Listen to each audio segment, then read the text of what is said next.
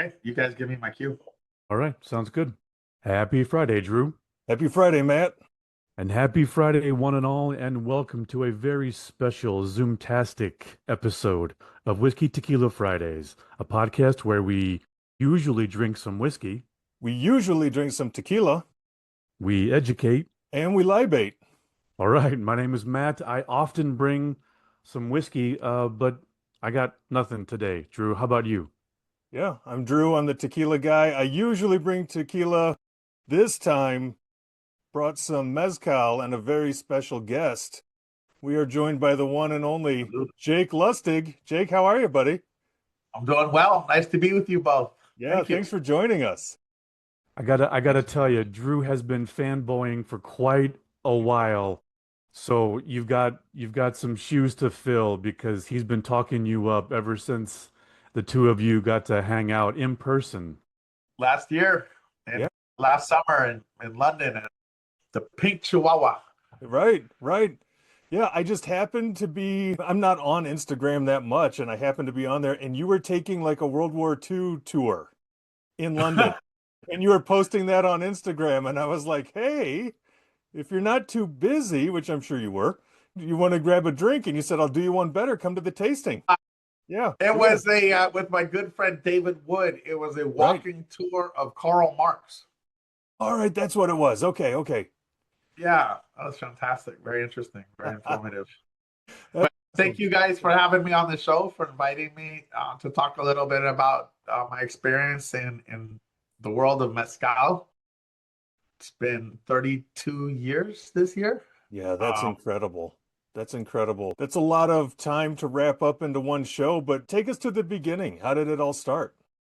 It all started when my mother and her second husband moved down to Oaxaca. And when I was younger, and at some stage in my late teens, I drove a pickup truck down there. And I was taking tourists out with my good buddy, David Sanchez, who had been a taxi driver and had learned some English and knew his way around, taking tourists out to pottery villages and wood carving villages and rug weaving villages. Sure. And he and I were good chums, and we still are to this day, one of my best friends. And we had kind of that was in the era Crocodile Dundee came out. You know, we had a way of crisscrossing rivers and make things look dramatic. And he knew a lot of the producers, and I could do a good job as kind of the gringo, and he's the indigenous Oaxaqueño who knew a lot, would make up on the spot the name of a tree one day. We never stopped laughing about that when somebody wanted to know what's this tree with this gorgeous flower, and not a jacaranda or something, it was something. We didn't know. We just had a lot of fun. And there was a day that a pair of tourists wanted me to go take them to a mezcal distillery. And I had never known anything about mezcal at that point. And I could only take two people at a time to the rugged outback because it's a bench seat, Sure. old Ford F-150. And I took them out there. I had called my stepdad to have him remind me where had he taken me when I was a few years younger, 16. And he told me how to get there, in which town, take a left there, And I went and took these guys out there, and I didn't know anything about production. So they were having me translate for them. And in the process, I was learning.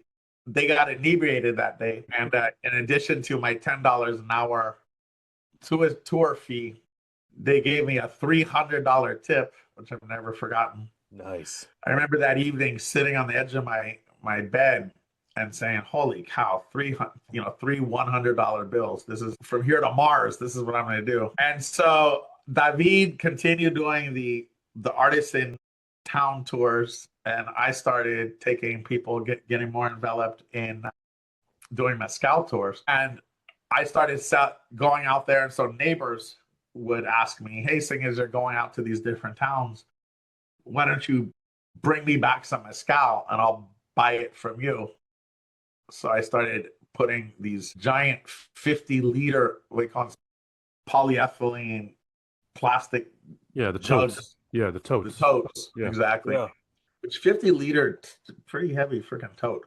But I fill those up and pour them down, empty them into those. We call them una medida is the name in Spanish, in Mexico at least, for those 5-liter gas cans, square little gas cans. I thought I was really top notch by curing those in the sun with old mezcal before I poured in new mezcal. And I would carry those around the neighborhood and fulfill orders.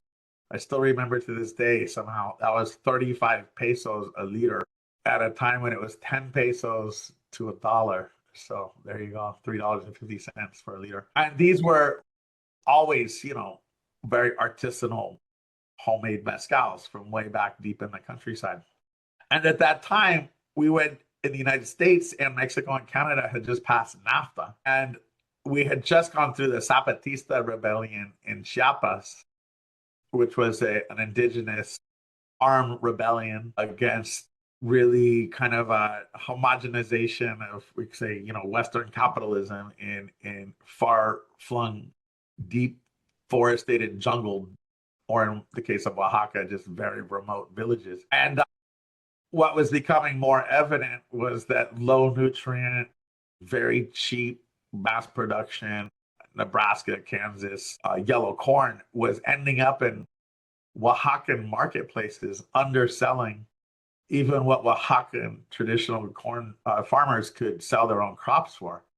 And there was just total economic devastation in southern Mexico.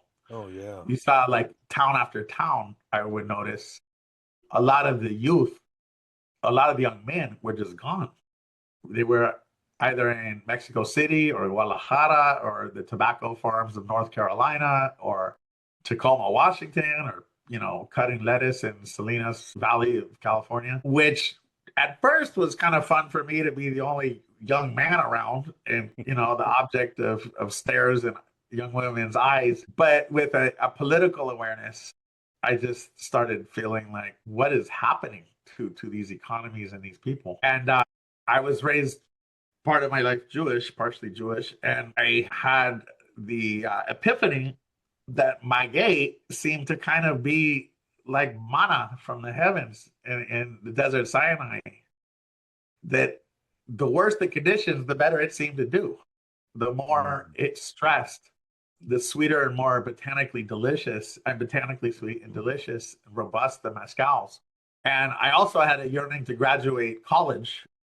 And so I proposed to the university that I was formally enrolled in, which was University of California in Santa Cruz, which was known to be very open with its foreign studies and independent studies and very kind of embracing creativity and novelty of study, to work out a program with the WAPO, which was the La Universidad Autónoma de Benito Juárez, the Autonomous University of Mexico, their national university system campus in Oaxaca, to get credits for writing reports and investigations on these rural, whatever I can come up with, but like the history of alcohol production in southern Mexico, or the effects of alcoholism on local community in southern Mexico, all kinds of different angles.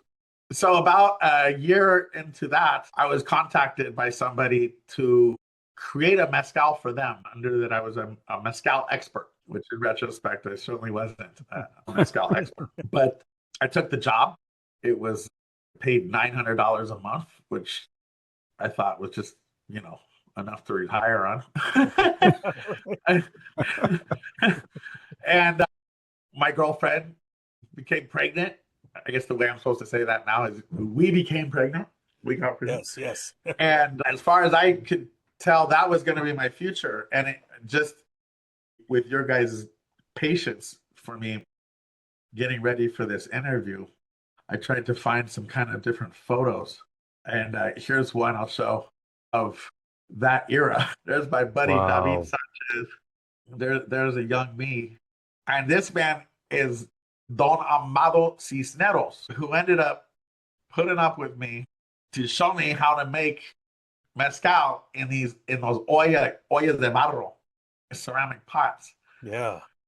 And I was so intrigued with that that became my passion. I got this job where the guy wanted me to blend a lot of different producers' mezcals together to kind of homogenize them because the leading concern at the time, I guess for he and his ilk, were that inherently Mexican producers would find, if you got any luck as a brand builder, they'd see your dependence on them and they'd screw you over on price and mess around with your production. And they all pointed very erroneously, unfairly, to what had transpired between Patron and Siete Leguas in the tequila industry. They had the story ass backwards. Okay. But the erroneous accusation at the time was that Patron depended so much on Siete Leguas, and Siete Leguas kept raising their prices, and that Patron finally just had to build their own distillery, to circumvent the treachery. The real story is that Siete Leguas had to produce a lot more tequila to fill Patron's expanding market, and therefore needed cash resources to build, add tanks, add stills, be bigger. Yep. And at a certain point, Patron just said, "Why don't we do this for ourselves?" And the good part of that story was that they left Siete Leguas with a lot of infrastructure, which Siete Leguas has been able to utilize to build their global presence. So, but in Oaxaca, there was a gentleman whose brand became kind of connected with what mezcal in foreign markets was. It's a colored wine bottle. Okay.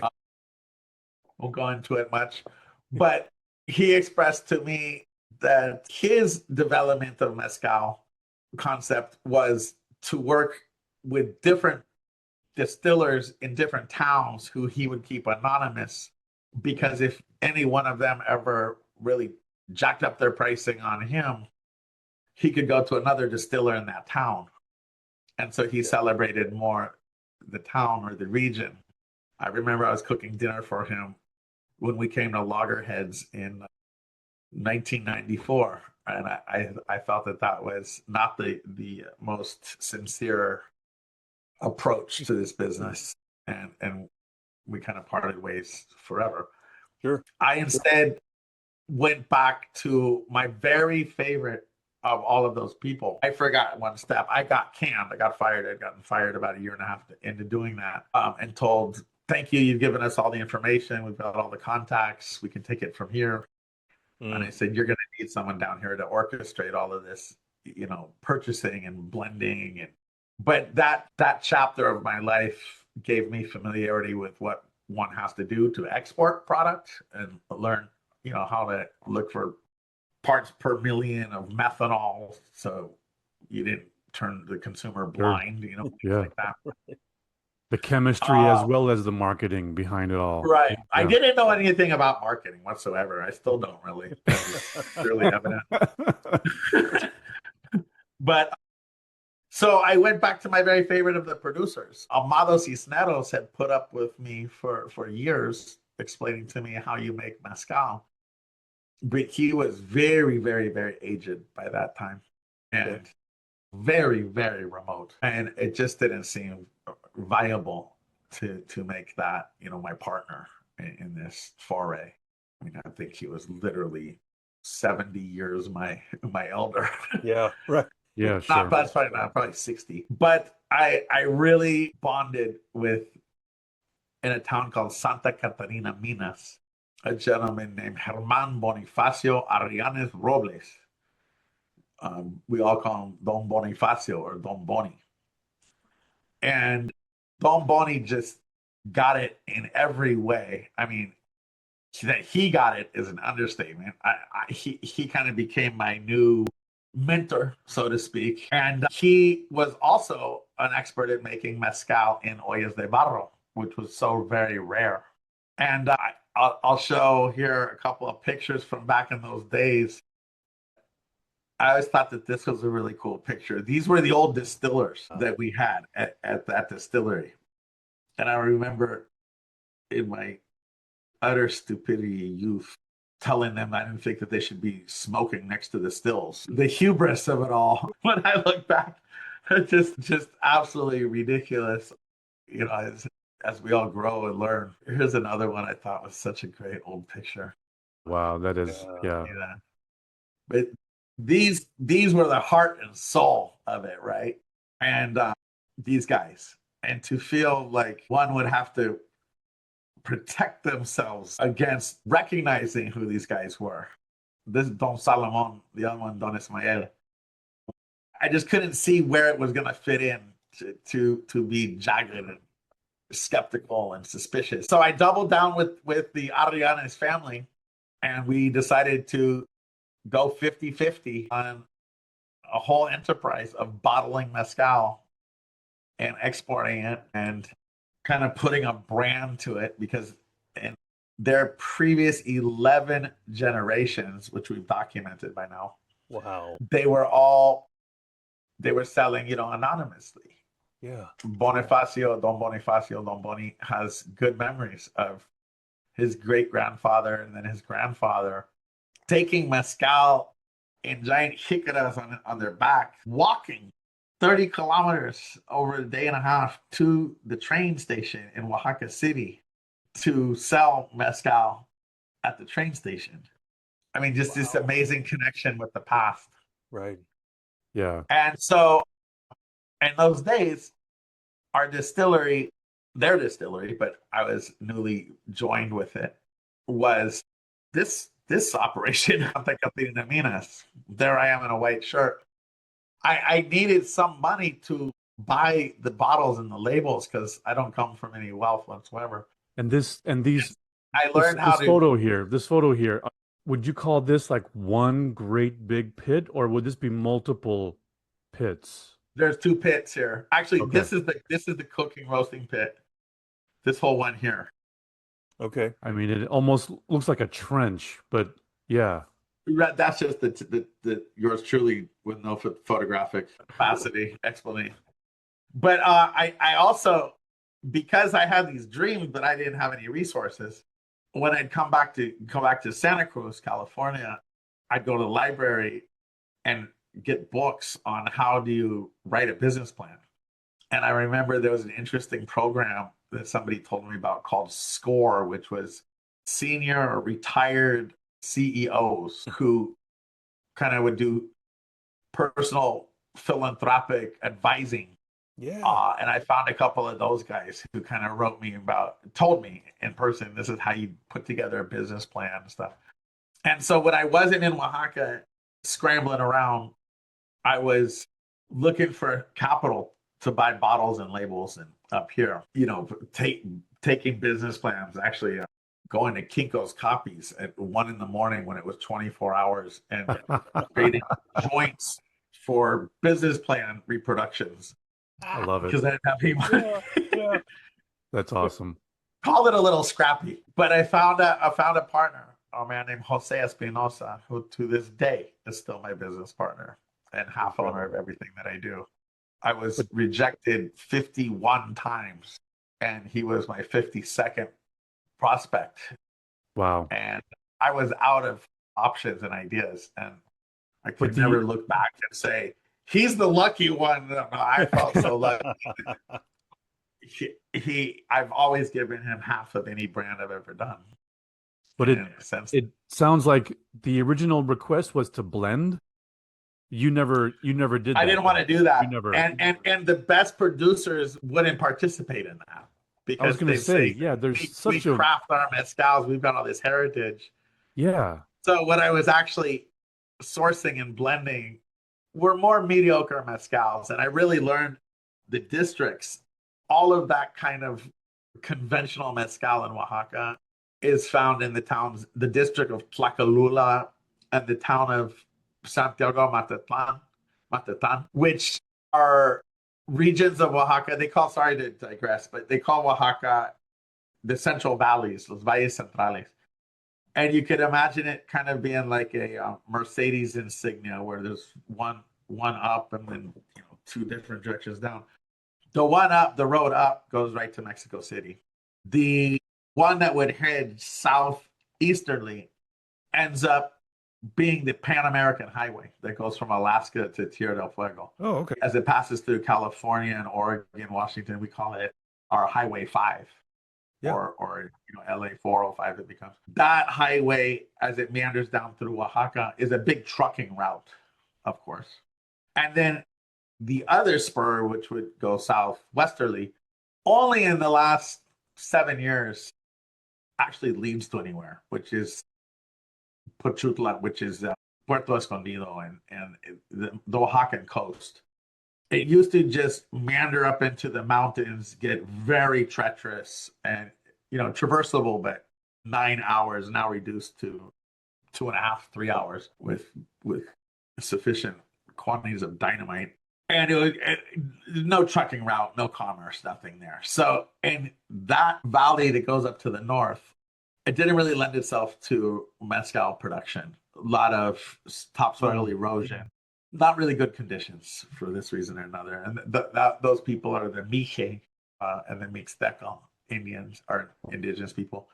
And then the road that goes into the Pan American Highway just became kind of dotted with people who bought mezcal from further out producers and would sell in hand-painted bottles with, portraits of a sleeping Mexican with his back, take in the siesta against the nopal, all like just the most outlandish crap when we look back on it. But for me, the great mezcals like Bago from Judah Cooper, that's now Heaven Hill, but Judah still makes it.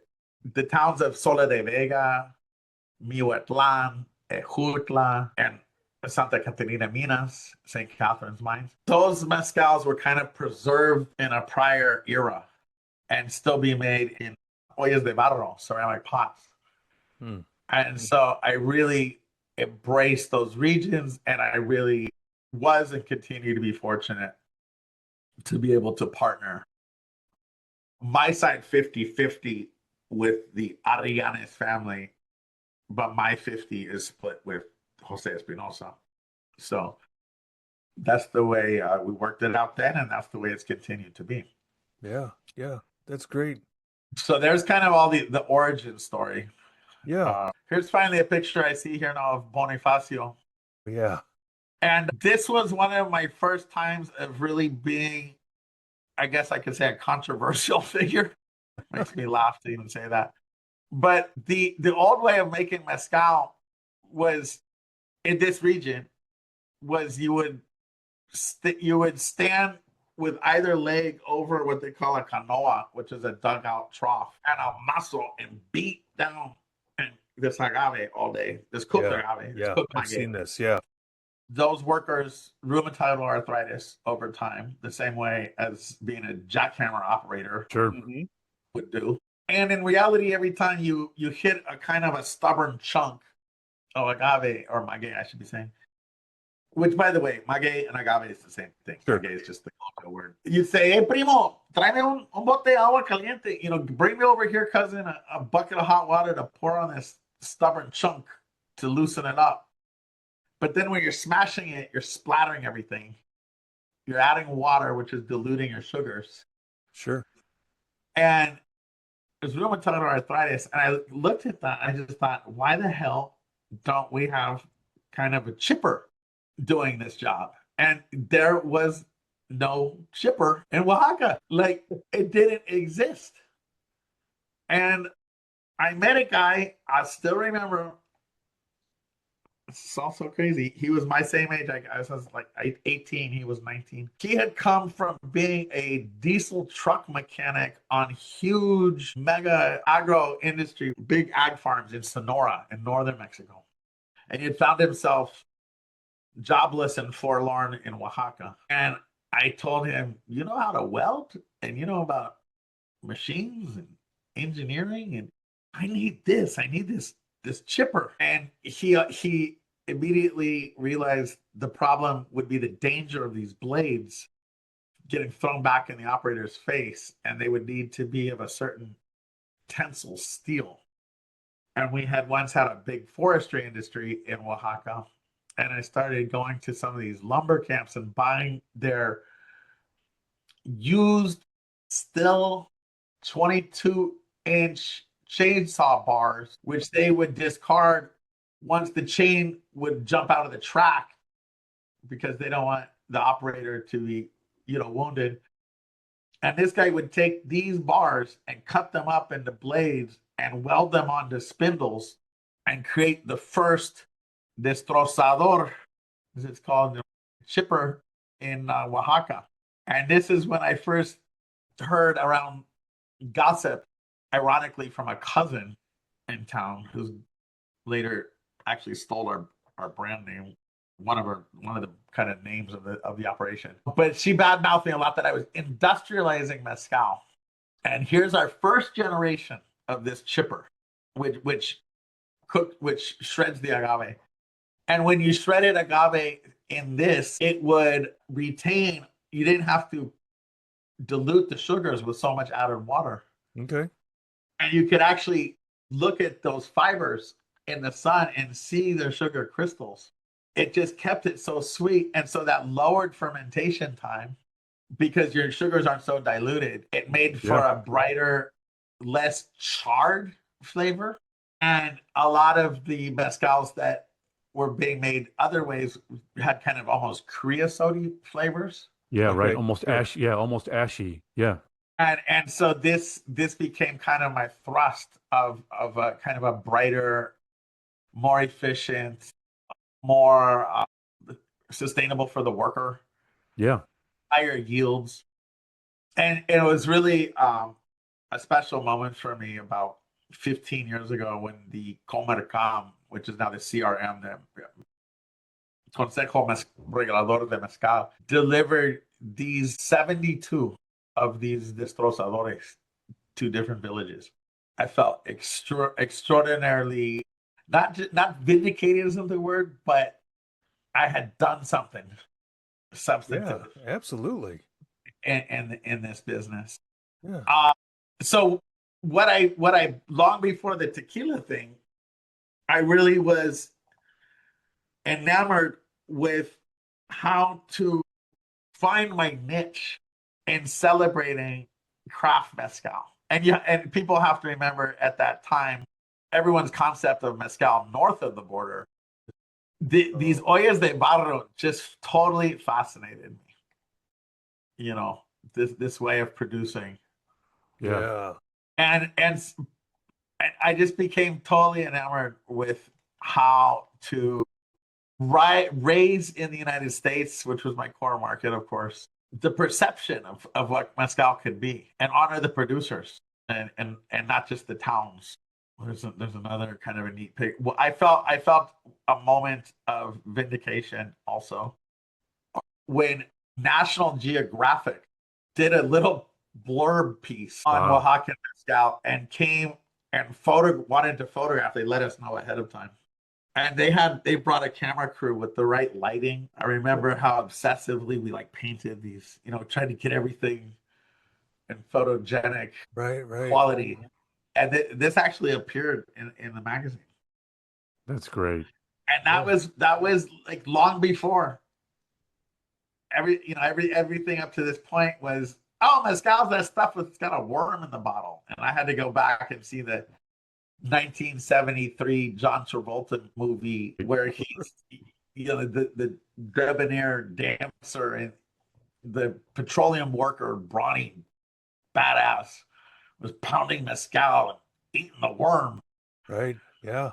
And, people were saying, well, where's the worm in this mezcal? And I'm like, no, not all mezcals. Although I'll say, my friend Reza, who does that brand Oaxaca, and he makes a reposado with gusano, Oaxaca with a W. One of the most legitimate mezcal products I've ever tasted that eschews all concepts from culinary cocktail bartenders about what mezcal should be.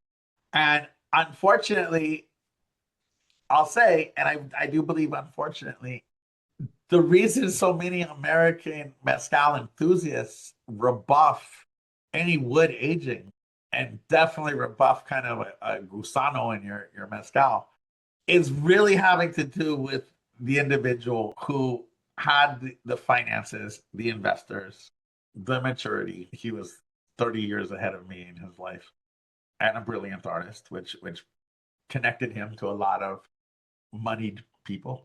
And out of a kind of a skepticism and a cynicism, went the way of totally unaged mezcal because I worry that workers would be stealing the mezcal if it was in barrels, that it would make it more difficult to move from a producer to a producer. And it didn't, it just failed to make it into kind of the canon of legitimacy in the United States. Although many families over the years had accrued 1 or 2, 3 barrels. I remember when Rolando and Asís of the Jagorio family, Jagorio Mezcal is another very good high-end artisanal mezcal. I remember, at this point 30 years ago, that their mother had 3 barrels, and there was kind of the family reserve mezcal. Also, the name that Oaxacans call that type of mezcal doesn't help with the marketing. It's known as refinado, which means like refined mezcal. But we think of like refineries. Sure. Refinado doesn't connote unmanipulated, fresh expression of Right. wild maguey. So, but when I was young in Oaxaca, even as a kid, long before I knew anything about mezcal, a refinado mezcal was something. I began buying for that reason in 1997 used brandy barrels out of Mexico City from Pedro Domecq. Let me tell you, once Pedro Domecq determines that a barrel is no longer worth it to use and sells it to Oaxaca, it is pretty decrepit. But, better lucky than smart.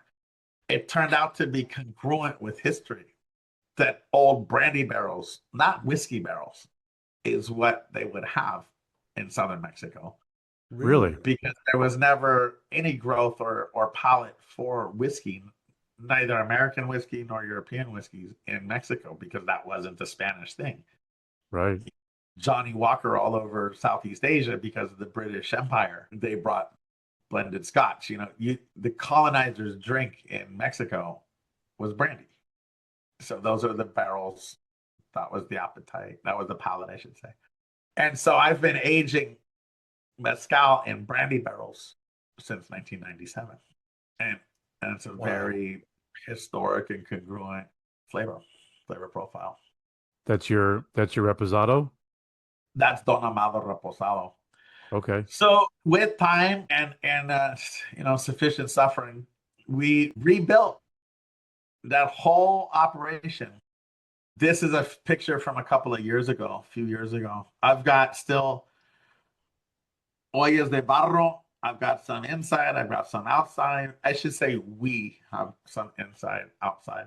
And then we added some alembic stills because I came to learn that gringos like mezcal in cocktails, and clay pot mezcal is distilled at very low temperatures relative to alambiques, and you get so many congeners, and there's so much more weighty and have so much more depth that they don't actually lend themselves so well to cocktails. Interesting. So also realizing that large swaths of Oaxaca were deforested, and here we are making what's going to become, from my lips to God's ear, at that point, a global brand, a global category. What would that do to Oaxacan forests? So I dreamed of creating Oaxaca's first steam oven for Oaxaca. For cooking maguey. And by the time I did this project, Carlos Camarena of El Tesoro de Don Felipe received me and Don Bonifacio and our architect to show us the Alpeña ovens where El Tesoro was made. still is made, and Mhm. Tapatio tequilas. His older brother, Felipe Camarena, had created this oven on that property. And Carlos was just so kind to us, as such a kind man he is. Jaco, I forgot you were coming. Here's the keys. I said, no, Carlos, I'm not bringing here a couple of New York bartenders, to show them the still. Remember, we spoke about this. This is my partner in Mezcal and in Oaxaca. And he said, no, that's it. No, it's fine. Go ahead. My house is your house. I'll be there in an hour and a half. And when he showed up, he did say, if we could have built these ovens differently, these are called hornos de mampostura in Jalisco, we would have increased the tilt of the floor from 3 to maybe 5 great degrees so that the venasas, after we start the cooking and then we stop the cooking 5-6 hours in and open the valve, so all of the waxes that are on the surface of the agave have a chance to melt off and run off. Okay. And we don't want those in the tequila production. And you're going to want to do the same thing when you're roasting your maguey. I mean, so like very brotherly spirit of not competing, Right. but seeing the Right. big picture. And here's kind of a neat picture. This is just me, my personal vanity. This is my son, who is now about to be 31, and he's a doctor now. Wow. That's at great. Highland Hospital in Oakland. He spent enough time with Pop in Oaxaca. He knew he did not want to do what I was doing, but all kind of throwbacks that I just found when I was looking for pictures Yeah, that's for great. you guys. So a lot of fun. That's And great. then, as over the years, the operation, with the favor of God, has been able to grow and expand. Did you start with just Espadín? Yeah, just Espadín. Okay. Just Espadín. It wasn't until years later. Actually, truthfully, it wasn't until there became real, first of all, a trade organization, which I still call the Comarcam, but it's the CRM now. Yeah. That stepped up with putting nurseries around in order to, not steal the last orchid from the Amazon kind of thing, Yeah, sure. create some Yeah. sustainability. There's another agave that's very near and dear to my heart, which we always did. So I'm incorrect. Actually, this question provokes me to think and remember. When I was young, Tobala was the one. Sure. Oh, yeah. That was the holy grail. And in our valley, in Santa Catarina, Minas, there's Tobala. And so I had the idea of blending 90% Espadín with 10% Tobala. And then Tobala would really bring up those floral, bright, sweeter notes. And we would be paying the young kids who are out there shepherding goats, because the main kind of economic driver in those days was goat herding, goat breeding, cultivation of goats, whatever you call it, goat farming. And while their goats are out there, they would scramble under the manzanita and the underbrush and find Tobala, 10, 12 years old, and bring it and sell it.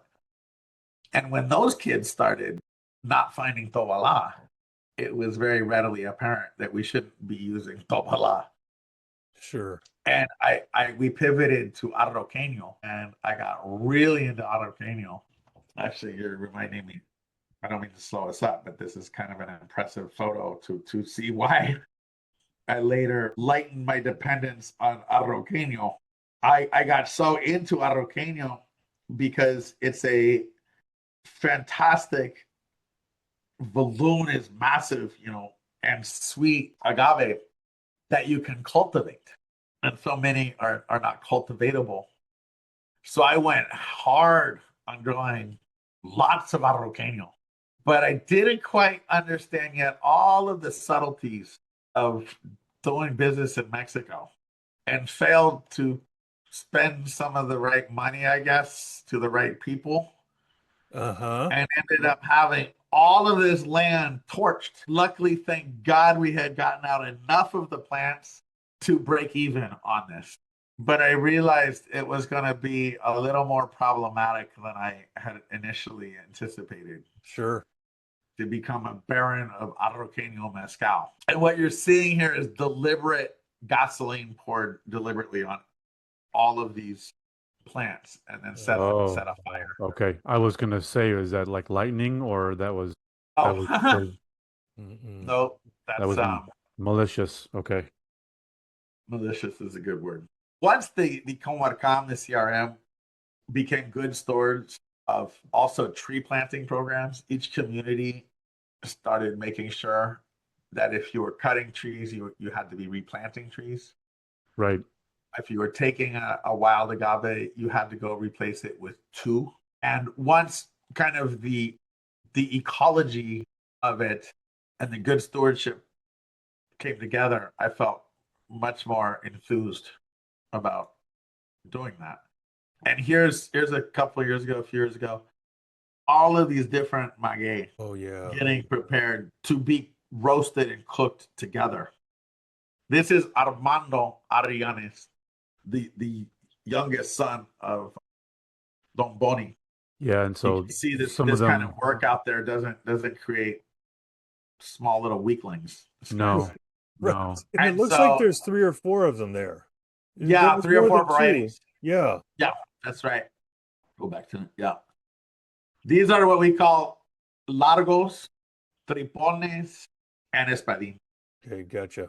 And then here's, I hope I'm not wasting too much time on all this photographs. No, you're good. You're good. You guys kind of got me inspired to look back through these photo books.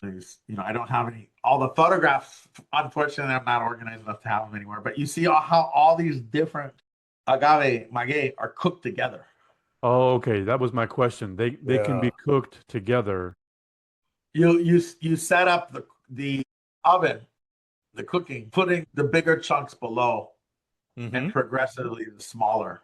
Yeah. So they cook most uniformly. And then macerate all together and then ferment all together. And those are our ensembles. Oh, okay. That's an ensemble. Okay. That's an ensemble. And it's considered not a legitimate way to do ensembles when you make them separately Oh, okay, and sure. then blend after distillation. And then this is one last, or not, maybe I'm not gonna say the last picture, but uh when you say how the heck do you guys grow so much maguey? This is at our property. These are all young maguey that are going to go get planted. Yeah, that's amazing. Unfortunately, we're only seeing his back, but this guy is Germain Arianes Santos. He is the oldest brother, and he is just a dear friend and kind of the guiding. I shouldn't say the guiding light. There's 3 brothers, and they all do their job and have special talent, but it's a neat picture. That's awesome. Yeah, Well, very cool. you have graciously given us 2 sample bottles, the Rustico and then the Reposado, right? Is that what I sent you? That's all? Yeah. Sorry, guys. Well, that's okay. You can send us more. We'll do more of these shows. I'll send you more. It's funny after all the time how much I go back to Rustico. Yeah. I remember trying to impress some old codgers one day. That's all. I've got them both here too. Perfect. But I was kind of bragging about another one I just love so much is the Arroqueño. And I remember one of the guys dismissively waving his hand and say, anyone can make a stellar mezcal out of Arroqueño. It's making out of espadín. What do you do? It's like espadín is the benchmark. It's the one everyone. Okay. How good is your espadín? And the fact that after 32 years, we still last year won best artisanal mezcal in the United States, double gold. We still take it home on Don Amado Lustig. Is something that I'm forever grateful and proud of.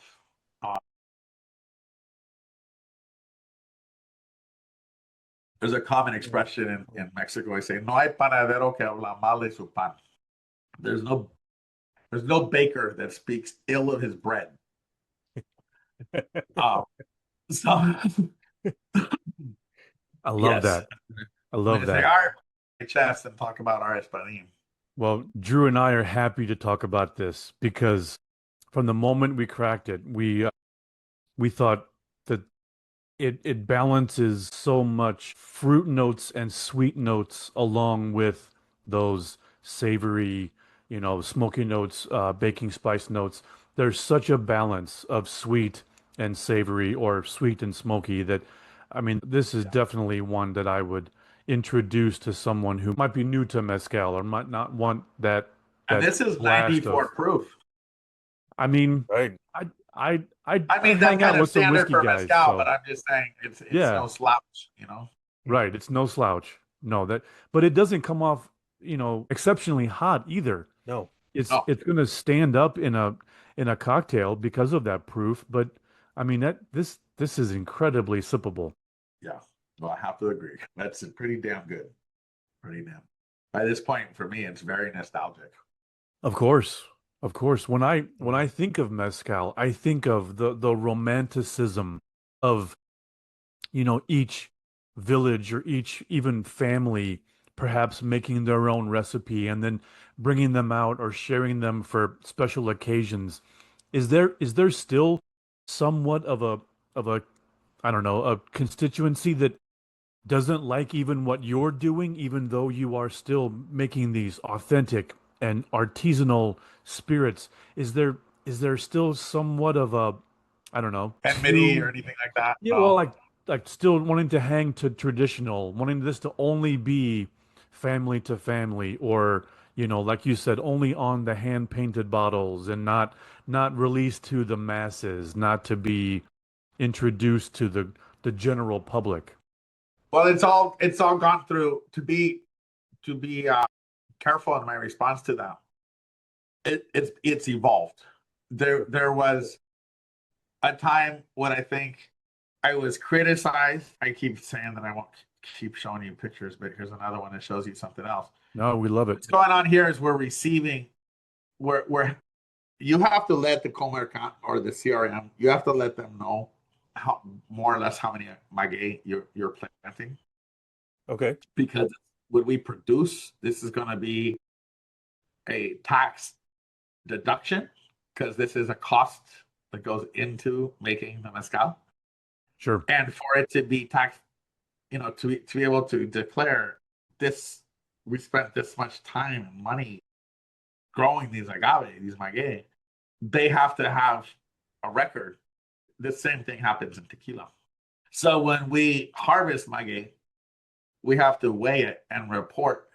And here you're seeing this is a bascula to weigh what we're bringing out of our own orchards. By the way, they're not agave or maguey fields. They're huertas. The word in Spanish is huerta. A lot of times you'll see a marketing concept of like campo, but they're not called campos de maguey or campos de agave. They're called huertas. So when we harvest out of our huertas, we still weigh it. We still have to keep a logbook. This kind of just shows a lot of the action, just bringing our operation into the fold is going to cause certain people to be annoyed, that I'm playing along with the establishment, or whatever. I've always felt, just as I do in tequila, that the Tequila Regulatory Council, the Mezcal Regulatory, have a critical need and function. At different times, they may go awry or they may be negligent in one area or another. Seldom have I seen that people who are antagonistic of those organizations go too far into what's happening and why.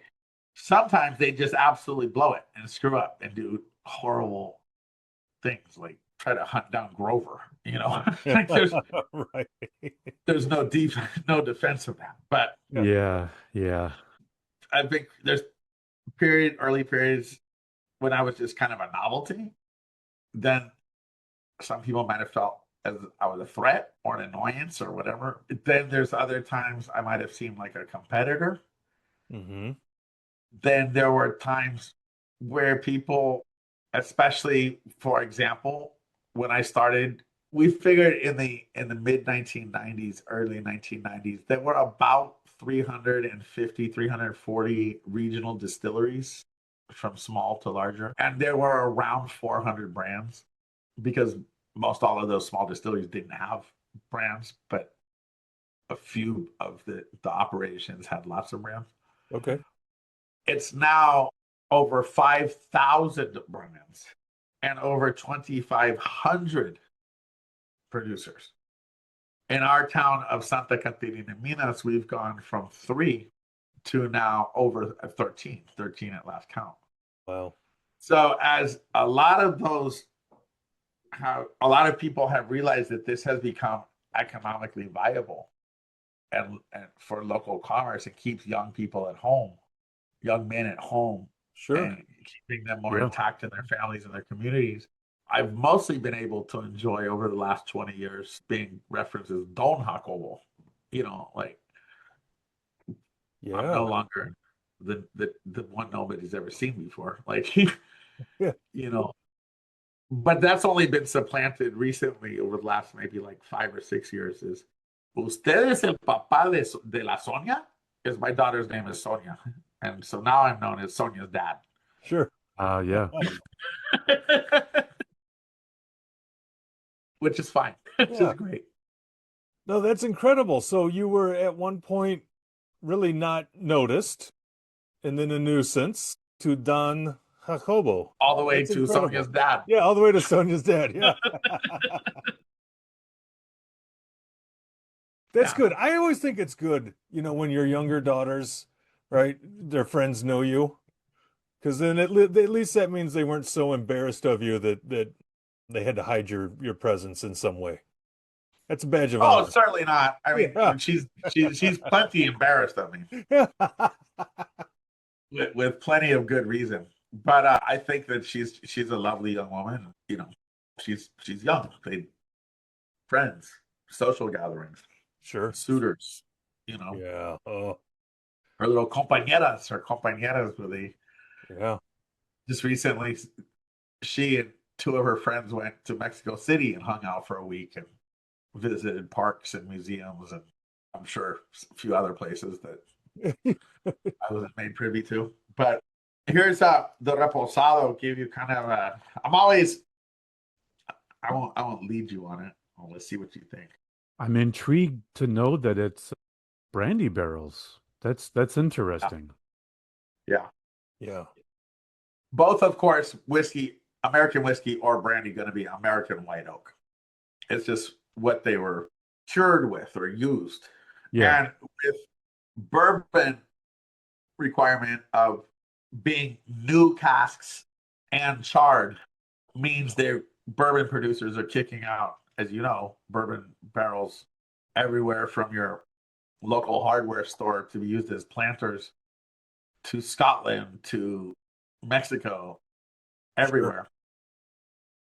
For me, the big problem with that is that bourbon law also requires them to be charred, and that's great for Kentucky's, hard limestone water, but that inevitably steals some of the nuance and traits gleaned of an agave's long cultivation.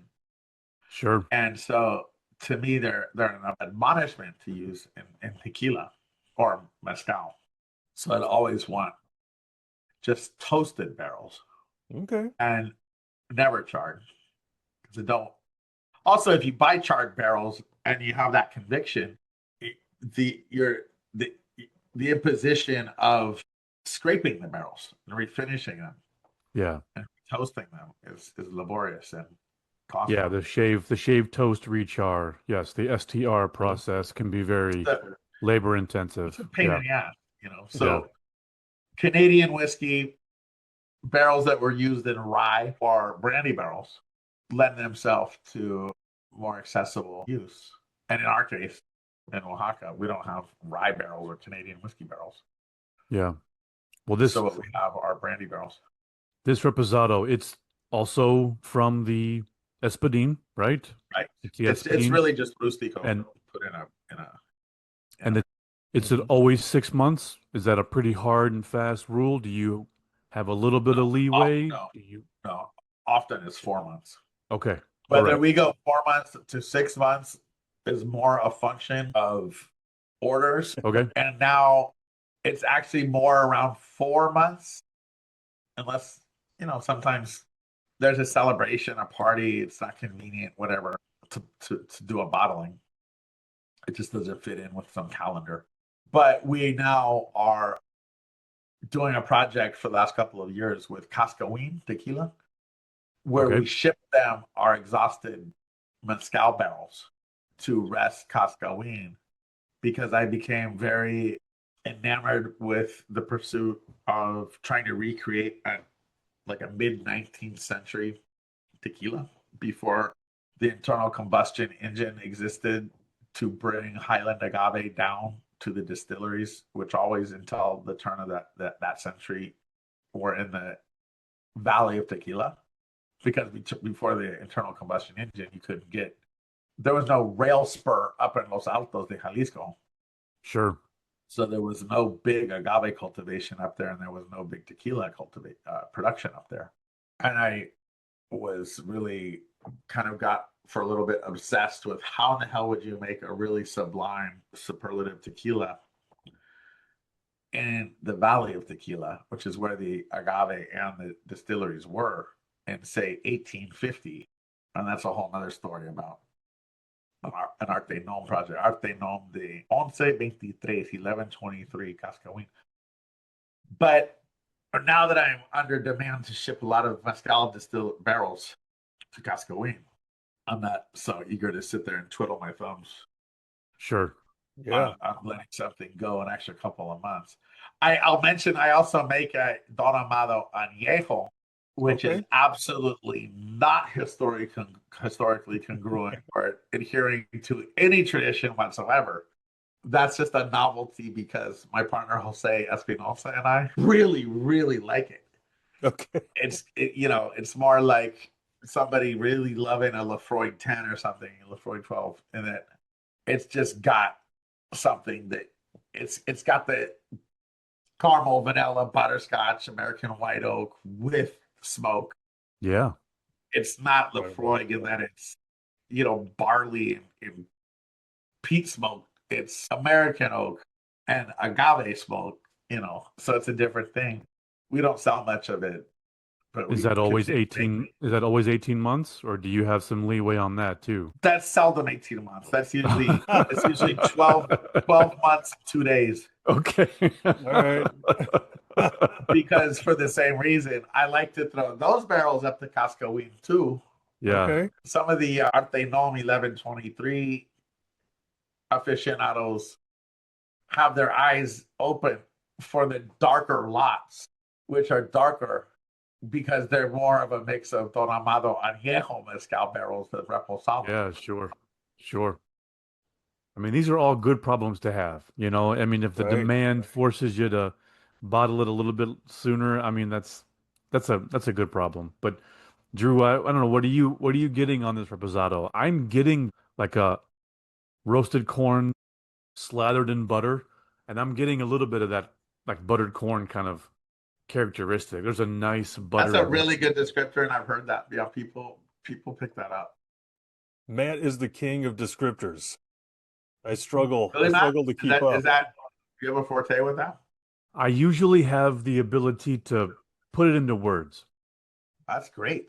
I feel like anyone can taste I things. think you shouldn't have told me that, because oftentimes I'm at a loss and will gladly be sending you stuff. You send me stuff, I'll send you notes. That's fine. That's a deal. That's a deal, my friend. Let's go with that. One thing a person hopefully learns over time is don't try to be good at shit you're not very good at. That's true. That's true. This one is at 45%. Talk a little bit about how you chose the proofs of all of these spirits. Yeah, trial and error. Totally. Really that. I mean, it took me a while to really understand how much. I mean, initially I didn't know anything about any of this. And so everything I ever drank was 40%. It wasn't until I started trying other mezcals that had higher ABVs and then seeing that the market accepted them and that was okay. again, I didn't come from any inherent like resources or time to kind of let's fuck around and see what happens. Sure. So it's for better or for worse, a career essentially based on a need and practicality, pragmatism. Some things I've come up with just by sitting there befuddled trying to think, put in kind of what happens is if we put this piece of chocolate in a jar of peanut butter. Yeah. But like the Casca Win thing we just talked about was when I first years ago didn't have anybody who really in Mexico was responding well to my mezcal. Also because people in Mexico didn't drink mezcal. It was looked down on. People like other categories of spirit that were imported. They barely liked tequila in Mexico, outside of Jalisco. There was a guy in Los Altos de Jalisco that really liked Don Amado. And he would commission us for, to ship him orders, like for us at then, many cases, talking 10 cases, but so very eagerly wanted to go see who the hell is this man. And I had found a U.S. importer, Haas Brothers, to kind of be my vehicle to get into the United States market out of San Francisco, because I'm out of the Bay Area, San Francisco. I'm from the East Bay, but I was born in San Francisco, raised in the Bay. And I met this guy because Haas Brothers wanted to import a new brand. So I went, and his name was Don Raul Plasencia. And that brand was Espolon Tequila, which we launched. And Don Raul, loved my mezcal so much. And he said, this is the way my grandfather used to make tequila. And I kind of like, yeah. And then, whatever, 10 years later, 8 years later, someone sent me an old reproduced copy of the 1944 first Norma Oficial Mexicana for tequila production. And I read that and said, holy shit, this is so much like we make mezcal. Yeah. And then we're in the throes of the pandemic. And I'm sitting there in my Oakland apartment, sweating it out because the air was sticky with Northern California forest fires. And in Oakland, we don't have air conditioners. And it was hot. And I was just like, oh, we've all been there, just so bleak. And I still had to go back and forth to Mexico because of work, but the airplanes were empty. People were just so traumatized about how do we avoid getting COVID. And I put these things together. If they didn't have the internal combustion engine until like around 1905, 1910, and I know that like the Camarenas were some of the first people to really cultivate agave in Los Altos in that era of 1895, 1910. The first distillery up there was Cabrito, and that was illegally producing mezcal starting in about 1894, and they get its first license to produce tequila. I said mezcal, but I meant tequila, until like 1910. Then there wasn't any of that kind of high bricks, botanical sweetness. For me, more terroir-driven agave flavor in the tequila business. And it was made like mezcal. And the barrels that they used in that time were all exclusively brandy. Because only 50 years prior, the United States had illegally stolen half of Mexico's land in the War of 1848. So Mexico was definitely not like eagerly looking for gringo whiskey. Mm-hmm. Like, how did this all come together? And I started asking people, old people in Jalisco, hey, you now like in your 70s, when you were 10 and 12 playing with your brothers and your cousins outside the distillery waiting for your dads and uncles to get off of work, what old decrepit equipment behind the distillery do you remember fooling around with and on, climbing up on and climbing over? And finally people were asking, Jacobo, what the hell is it that you want to know? Why are you asking? Because I'm wondering like in my generation, no one knows what a livery is, right? But that was a word that was fundamental to anyone Sure. Sure. in 1910s. That's where everyone in town had their horses because you couldn't have your horse tied up to the front of your house. But it's just gone with history, right? Yeah. Yeah.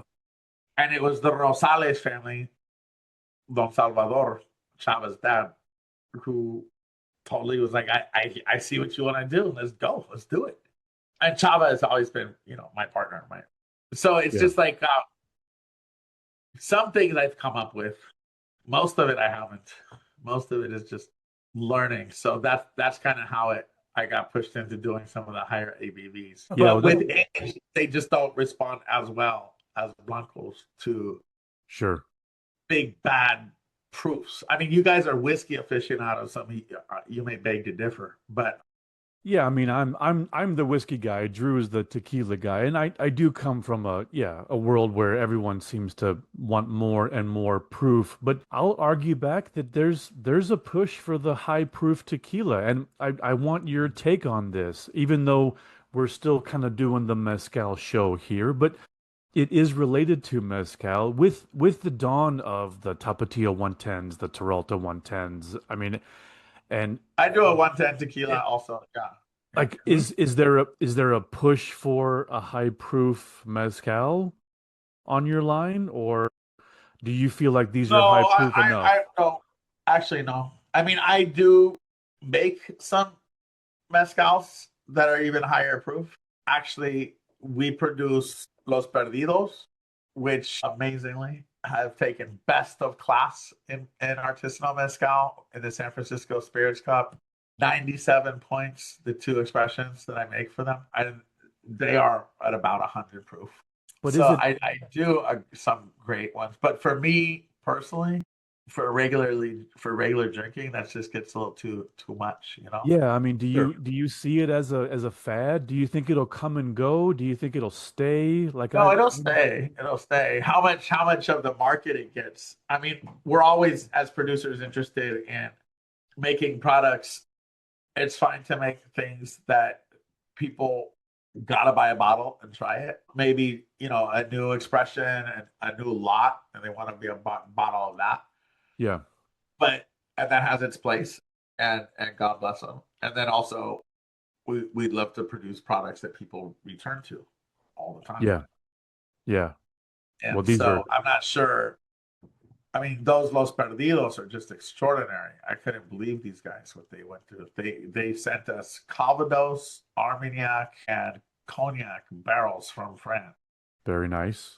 all the way to Santa Catarina, Minas, and Oaxaca, and then want us to rest condition in those barrels.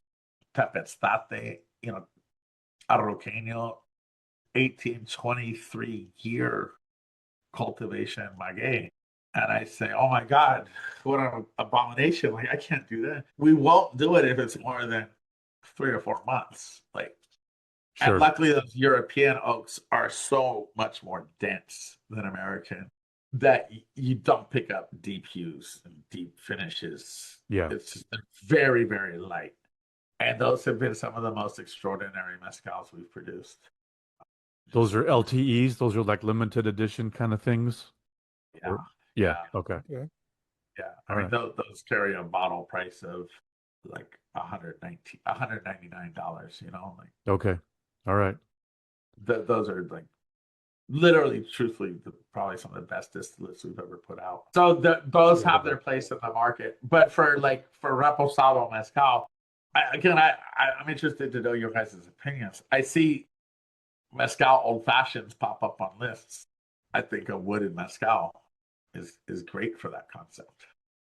Yeah, and I think there's a growing popularity in the whiskey bar community for like the smoked old fashioned, right?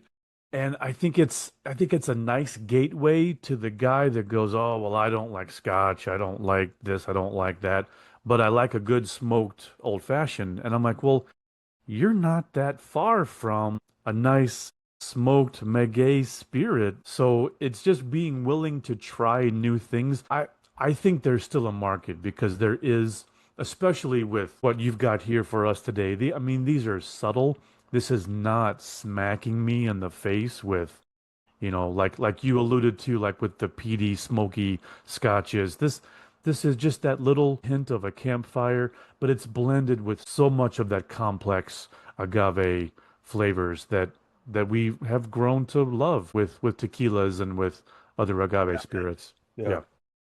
And then that kiss of caramel, vanilla, butterscotch, American white oak, which are not inherent flavors of the agave. Yeah, yeah, exactly. I'm with you 100% on not wanting to age these things too long or to minimize all the work that it took to harvest the plant, to cook the plant, to ferment and distill this thing. Right. Yeah. Right. On that butterscotch caramel note, this is what I've been thinking about with this. When I go to the movie theater, you could get a big popcorn, and then I don't know what it is on the West Coast, Jake, but here in the Midwest, there's a candy company called Brock's, and they had Sure. these little The hard cubes. cans. They had these cubes of caramels, and they were Sure, I really remember those. Yeah. really Yeah. chewy and sticky, but they weren't hard Yeah. like a Werther's, Right. right? Right. And you could right. throw a handful of those Brock's cubes in the movie theater popcorn and kind of No shake it kidding. up. And that's what I'm getting here. You Okay, said buttered yeah, good popcorn, idea. but it's got No, we didn't. Nice. We were. got a little more caramel in it. I'm gonna check out what movies are playing in a little. Right? I mean, right. That is such a good. gotta- God, that's a great idea. Yeah, gotta Those hang little out with you can get cubes like were the one the cheapskates would give you on Halloween. yeah, right, exactly.